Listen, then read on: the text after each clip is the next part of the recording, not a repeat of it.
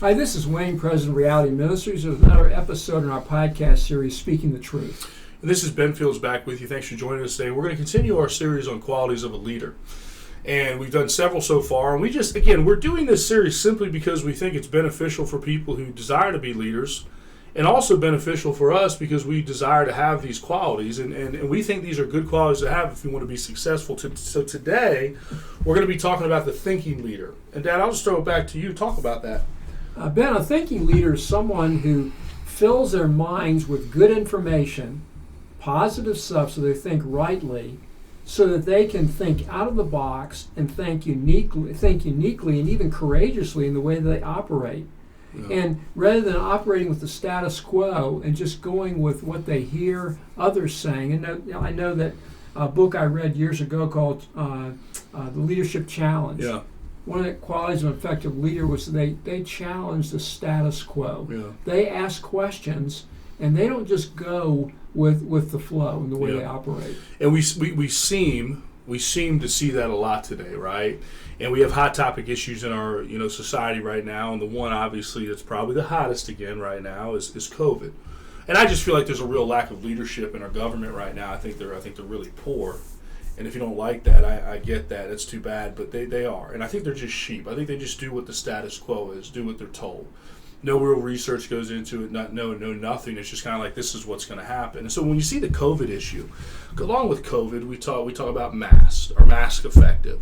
We talk about the vaccine. Is the vaccine effective? Should you get the vaccine? Should you not get the vaccine? But one of the biggest things, you can decide all that stuff for yourself. I don't want to get into that. That's a personal decision you can make, and that's the beauty of freedom, by the way.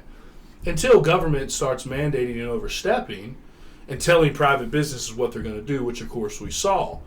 And so it's going to be interesting to see what some of these leaders do in private business. And it's not about, again, understanding here, a private business has every right to say, hey, yeah, we're going to make it mandatory you get the vaccine. You can make a decision based on that. And again, in my opinion, but when government overreaches, are leaders going to lay down and allow the federal government to walk all over them? That's what I'm going to be curious about. Are they just going to be sheep? Are they going to be thinking people and make decisions based on what the actual facts are and do their own research? And they might conclude that, yes, we want to make people get the vaccine. That's fine. What I'm saying to you is don't be a sheep. Be a thinking person, which is what you're talking about.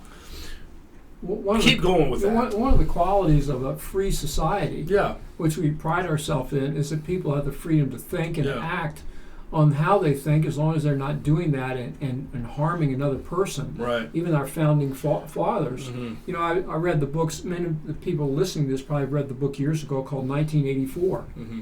And it was a move toward a socialistic, communistic society. And they eliminated people's ability to be able to think. Yeah. And so we're controlled so much today by what we hear or see in the media, the social media, and that has become the law for people.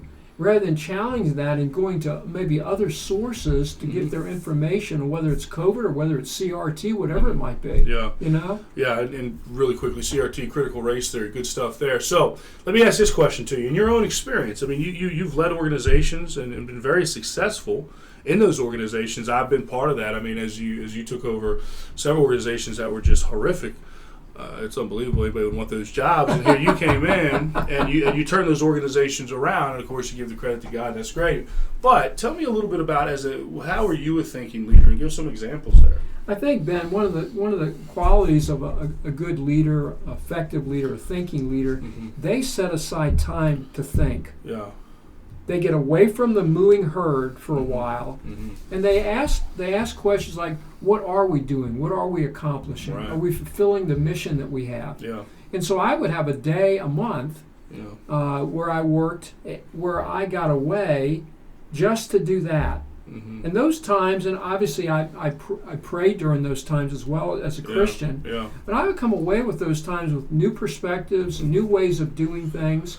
And sometimes we did things that some other organizations were not doing as a result of that. Not to be rebels, but just to do things that I thought would be more effective in what we're trying to accomplish. Yeah, it's kind of interesting. I coach. When I coach high school sports, I coach both basketball and football. And one of the things that's interesting about being a thinking leader there is trying to put people in the best positions possible. Right, when you're leading young men, especially. trying to put them in a position to be successful and thinking through it. Because you can be influenced by parents. You can be influenced by coaches, play this person because of, I know this person and things like that. And so pushing back on that and really playing the best players in the best positions to be the most successful. And so that would just be another example of trying to be a thinking leader, not be influenced by outside people who think, and parents can be some of the worst when it comes to high school coaching and things like that. I'm sure college the same way. My kid should be playing because, right? And they have no talent or no real ability. It's just like, hey, this is the way it should be. And so, again, you're not being influenced by the outside. You're pushing back on that, but you're doing it in a thoughtful way that makes sense. And then you're trying to put people in the best position possible so they're successful.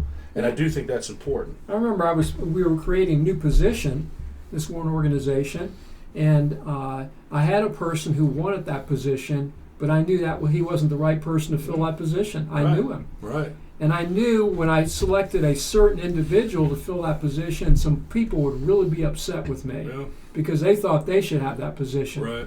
Hey, I had to think through that and figure out what was needed and who the best person was.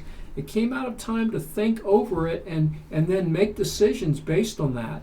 I think I've mentioned to you, thinking leaders think rightly in terms of the information they get on their minds. They think clearly in terms of, and that has to do with your emotions in terms of especially how you handle emotionally charged issues. Last time we talked about the composed leader. Composed leader not only knows what to do, but they have self-control in handling it. And they also think uniquely. They're willing to get out of the box and to do things differently than maybe what others are doing because they conclude that's the best and right thing to do. Yeah, it's good stuff. So as we move here, let's move into really quickly here, Jesus, a thinking leader. Talk about him, talk about his life and what that means. Well, Jesus obviously was the truth. So Jesus had certainly thought rightly. He certainly thought clearly. But the biggest thing about Jesus having said all that, he thought uniquely. I mean, he came and confronted the religious establishment with a whole different attitude and definition of what the law was. And when he did that, they were very upset. They challenged him. In fact, they put him to death, is what they ended up doing. Right. And people started following him because of the truth that he was conveying to them. But it was different. He thought differently. Right. And what's funny is we see it even in government today. I don't care who you vote for. It doesn't really matter. We see it in government as a whole where they want to impose certain things, and if you think differently, that's a threat to them. And they want to do away with you. The media will silence you. You'll be taken off social media if you disagree or give different facts, and we see it all the time. And essentially that's what Jesus did. He pushed back on the politicians of that day, and they didn't like it very much. Yeah, and you need to exercise wisdom and self-control.